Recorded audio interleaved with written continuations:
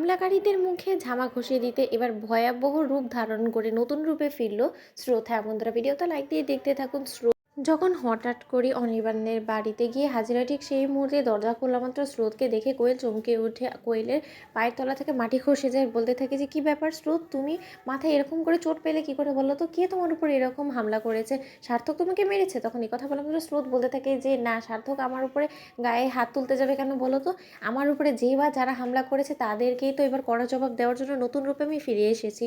তখন এই কথা বলা মাত্র রাই ছুটে এসে বলতে থাকে যে, হ্যাঁ রে, তোর উপরে এরকম করে কে আঘাত করলো বলতো? তোর সাথে আবার কারো শত্রুতা কোথা থেকে শুরু হয়ে গেল? এই কথা বলা মাত্র অনির্বাণ বলতে থাকে যে, রাই, কখন কার কোথা থেকে শত্রু বেরিয়ে আসে সেটা তো তুমি বলে দিতে পারো না। তাই আমার কেন জানি না মনে হচ্ছে যে স্রোতের গোটা বিষয়টাকে আমাদেরকে একটু সিরিয়াসভাবেই দেখা দরকার, কারণ এরকম করে হয়তো বা কোনো এক সময় তোমার উপরেও হামলা হতে পারে। তাই তোমাকে একটু সতর্কতা অবলম্বন করতে হবে, কারণ আমাদের চারিপাশে কিন্তু এরকম অনেক শত্রু ঘোরাফেরা করছে, যেটা হয়তো বা তোমার চোখে কোনো সময় পড়ে না। এই কথা বলা মাত্র রাই বলতে থাকে যে, অনির্বাণ, তুমি কোন দিকে ইঙ্গিত করার চেষ্টা করছো সেটা আমি খুব ভালো করেই বুঝতে পারছি, কিন্তু আর যাই হোক না কেন, আমার পরিবারের লোকেরা আমার প্রতি এতটাও হিংস্র হবে না। ওদিকে এই কথা বলা মাত্র কোয়েল বলতে থাকে যে, স্রোত কি খাবে বলো? তখন স্রোত বলতে থাকে কোয়েলকে যে, আচ্ছা, আমি তো তোমার বাড়িতে আসিনি কোয়েল, তাহলে তুমি আমাকে কেন সব কিছুর বিষয়ে জিজ্ঞেস করছো বলো তো? আমার রায় দিদিভাইয়ের সংসারে আর যাই হোক না কেন, আমার ততটুকু মনে হয় যে রায় দিদিভাইয়েরই আমাকে জিজ্ঞেস করার কথা যে আমি কি খাবো আর না খাবো, তাই না?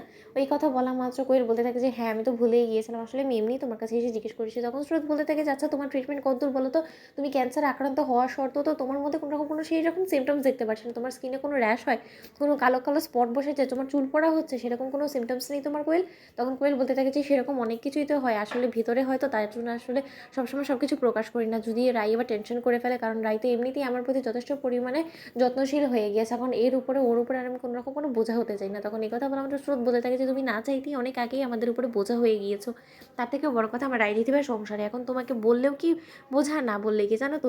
কারণ তুমি যে নাছোড়বান্দা, তুমি যদি নিজে থেকে আগে একটু যত্নশীল হতে, তাহলে হয়তো বা এরকম একটা মরণব্যাধি রোগ বাঁধিয়ে বসতে না। কিন্তু যাই হয়ে যাক না কেন, তুমি টেনশন করো না, তোমার এই মরণব্যাধি রোগকে দূর ভাগানোর জন্য এবার আমি এসে হাজির হয়েছি এদিকে। এই কথা বলা মাত্র কোয়েল যখন জল খেয়ে সেই গ্লাসটা সেখানে রেখে চলে যায়, ঠিক সেই সময় স্রোত সেই জলের গ্লাসটাকে প্যাকেটে করে ভরে নিয়ে নেয় আর বলতে থাকে যে, এবার এটাই হবে হলো গিয়ে কোয়েল তোমার চক্রান্তের বিনাশ করার মূল কারণ। ওদিকে এই কথা বলা মাত্র রাই বলতে থাকে যে, কী রে, তুই কী লুকোচ্ছিলিস রে আমার কাছ থেকে? আমি তোর জন্য খাবার আনতে আনতে, তখন স্রোত বলতে থাকে, দিদিভাই তোর কি মনে হয় আমি তোর বাড়িতে চুরি করার জন্য এসেছি? তখন রাই বলতে থাকে যে, তোর এরকম কেন মনে হচ্ছে বলতো?